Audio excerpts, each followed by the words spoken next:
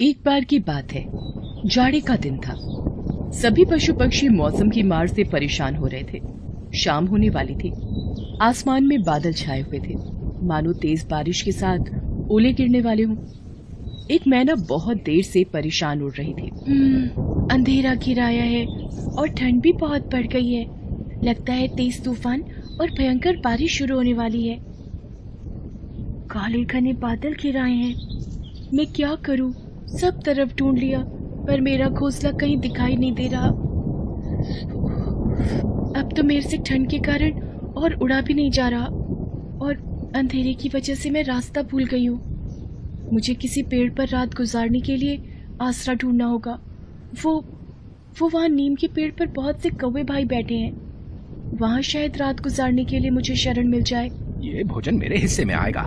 पता नहीं बारिश अभी कितने और दिन चले। नहीं, ये भोजन मैं लाया था, इसलिए ये मेरा है। तू इसे हाथ लगा कर दिखा। हे ईश्वर, ये सब तो आपस में झगड़ा कर रहे हैं। डाली पर जाकर चुपचाप बैठ जाती हूँ। पूछेंगे तो बोल दूंगी बारिश की वजह से बैठी हूँ। भाइयों रुको जरा, ये मैना हमारे पेड़ पर क्या कर रही है? इस नीम के पेड़ पर हमारा राज है। तू यहाँ आकर क्यों बैठ गई है? और तुझे दिखाई नहीं दे रहा हम सब आपस में लड़ाई कर रहे हैं?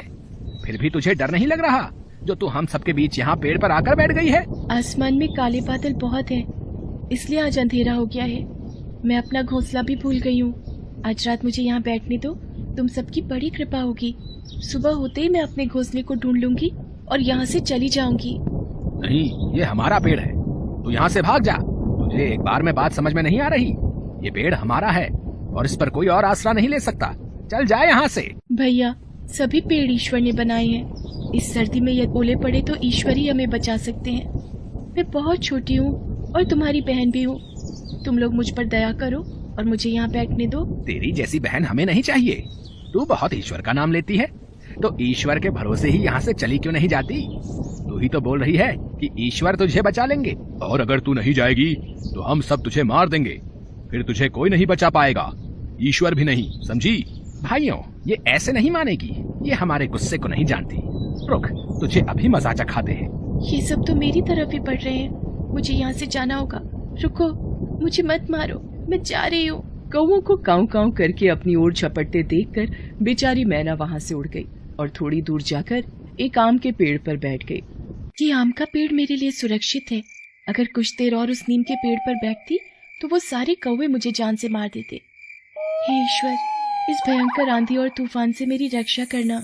रात को आंधी आई, बादल गरजे और बड़े बड़े ओले बरसने लगे। कौवे काऊ काऊ करके चिल्लाए। इधर से उधर थोड़ा बहुत उड़े, परंतु ओलों की मार से सब घायल होकर जमीन पर गिर पड़े। बहुत से कौवे मर गए। मैना जिस आम के पेड़ पर बैठी थी उसकी एक डाली टूटकर गिर गई। डाल टूटने से उसकी जड़ के पास एक जगह हो गई। छोटी मैना उसमें घुस गई और उसे एक भी ओला नहीं लगा। सवेरा हुआ और थोड़ी देर बाद चमकीली धूप निकली। मैना उसमें से बाहर निकली और पंख फैलाकर चहकने लगी। उसने भगवान को प्रणाम किया। हे ईश्वर, आपका बहुत बहुत शुक्रिया। आपने मेरी जान की रक्षा की। अब मैं अपना घोंसला ढूंढने में सक्षम हूँ। अरे ये क्या? ये तो वही नीम का पेड़ है जिस पर रात में मैंने शरण मांगी थी। ओह, ये कुछ कौवे तो मर चुके हैं और कुछ घायल अवस्था में है। कौवे भैया, आप ठीक तो हो? ये लो, थोड़ा सा भोजन खाकर पानी पी लो, तुम्हें राहत मिलेगी। अब मैना बहन, तुम वही हो ना जिसने रात में हमसे शरण मांगी थी, पर हमने तुम्हें भगा दिया था। फिर तुम कहाँ बैठी थी? तुम्हें ओलों से किसने बचाया? मैं आम के पेड़ पर अकेली बैठी भगवान से विनती करती रही और भगवान ने ही मेरी मदद की। और मैना सारी बात कौवों को बताती है। मैना की ये बात सुनकर कौवों को अपनी गलती का एहसास होता है। मैना बहन, हमने तुम्हारे साथ गलत किया, जिसकी सजा हमें अपने कुछ भाइयों को खोकर मिल गई। हमने मुसीबत में तुम्हारी सहायता नहीं की, फिर भी आज तुम हमारे लिए भोजन और पानी लेकर आई हो और हमारी मदद कर रही हो। हमें माफ कर दो मैना बहन, हमसे गलती हो गई। मैना बहन, तुम्हारा ईश्वर पर सच्चा विश्वास जीत गया। उनकी कृपा से तुम्हें खरोंच तक नहीं आई। आज हमने तुमसे ये बात सीख ली है, मुसीबत में ईश्वर को याद करना कभी नहीं छोड़ना चाहिए। कौवे भैया, आप सब चिंता मत करो। आप लोग भी जल्दी ठीक हो जाओगे और फिर से खुले आसमान में उड़ने लगोगे। और फिर मैना तकलीफ में फंसे उन घायल कौवों की सेवा करती है। और जब वो सब कौवे स्वस्थ हो जाते हैं तो वो मैना को धन्यवाद देते हैं। उसके बाद मैना खुशी खुशी अपने घोंसले में रहने चली जाती है। सही कहा है, दुख में पड़े असहाय प्राणियों और जीव जंतुओं को ईश्वर के सिवा कोई नहीं बचा सकता। जो भी ईश्वर पर विश्वास करता है और ईश्वर को याद करता है, ईश्वर सभी मुसीबतों में उसकी सहायता अवश्य करते हैं और उसकी रक्षा करते हैं। और हमें सदैव मुसीबत में पड़े लोगों की मदद करनी चाहिए। यही परोपकार का नियम